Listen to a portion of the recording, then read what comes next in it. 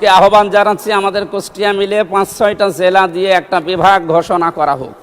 আমরা সেই সংসদের প্রথম দিন থেকে আরম্ভ করে আজকের এই দিন পর্যন্ত প্রত্যেকের মুখেই একই কথা শুনছি যে আমাদের নেই নেই নেই।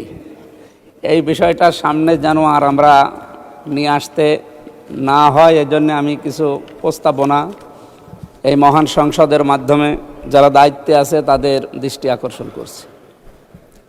বাংলাদেশ সহ বিশ্বের বিভিন্ন দেশ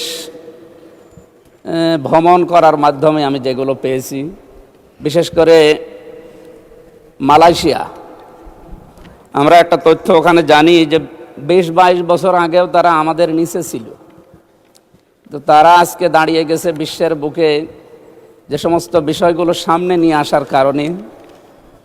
আমি কয়েকটা বিষয় সেখান থেকে পেয়েছি। তার এক নম্বরে তাদের যে সমস্ত জমি জায়গাগুলো আছে, এই বিশাল ল্যান্ডগুলো তারা বিশেষ করে চায়নাকে, তুরস্ককে এবং অন্যান্য আশপাশে যে সমস্ত উন্নত দেশ আছে তাদেরকে আহ্বান জানিয়েছে যে আমাদের এই জায়গাগুলো ব্যবহার করেন, আর আমাদের বেকার যে মানুষগুলো আছে এগুলো কাজে লাগান।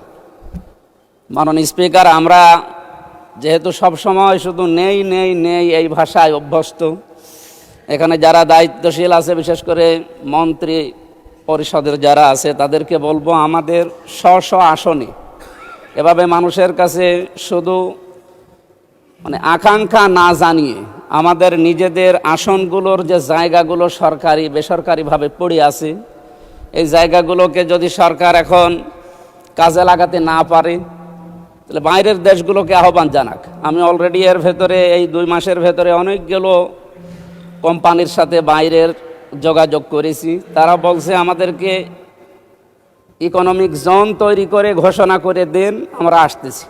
এসে এই জায়গাগুলোতে অন্তত আমার কুষ্টিয়া সদরের 3 আসনের যে জায়গা পড়ে আছে, আমার হরিপুর ইউনিয়নের একটা জায়গা পড়ে আছে, ওখানে প্রায় 1000 একর।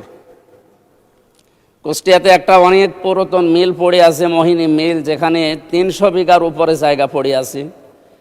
এরপরে আরও বিভিন্ন জায়গা, সুগার মিলে ওখানে প্রায় 750 বিঘা জমি পড়ে আছে।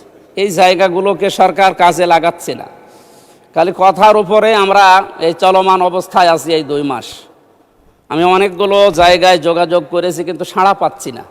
অথচ এলাকাতে যে সমস্ত বিষয়গুলো নিয়ে এখন তোলপাড়, এলাকায় যাওয়া যায় না।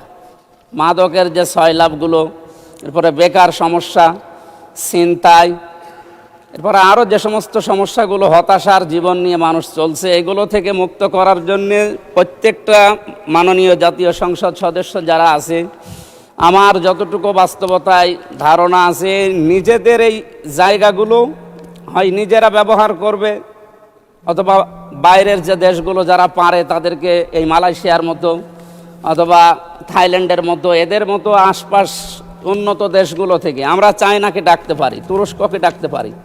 এদের মাধ্যমে আমার এলাকায় এই যে জায়গার কথা বললাম, এই জায়গাগুলো যদি ব্যবহার করা যায়, আমার মনে হয় কমপক্ষে 12-13 হাজার মানুষের কর্মসংস্থান তৈরি হবে।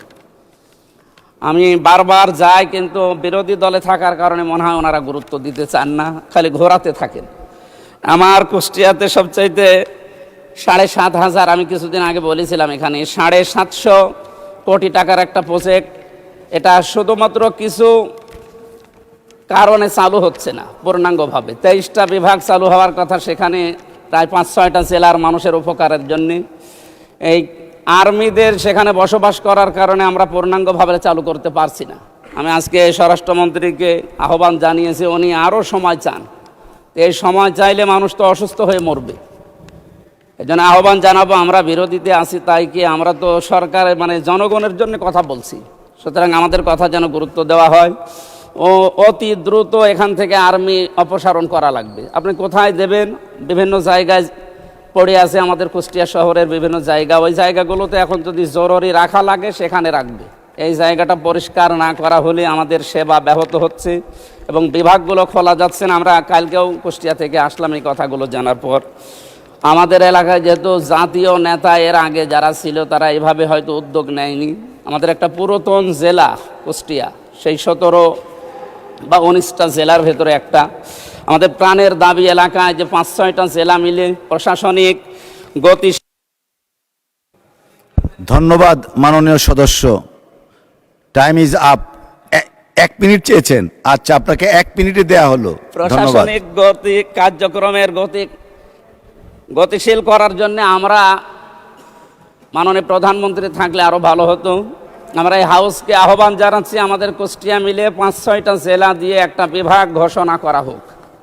এটা আমাদের কুষ্টিয়া এলাকার মানুষের প্রাণের দাবি।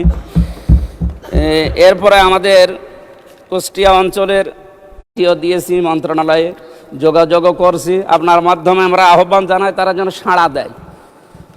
এই সাড়ার সর্বাত্মক কামনা করে আপনাকে ধন্যবাদ জানিয়ে, যেহেতু মনোযোগ সহকারে কথাগুলো আপনার শোনেন, এই জন্য ধন্যবাদ জানিয়ে শেষ করছি। আসসালামু আলাইকুম।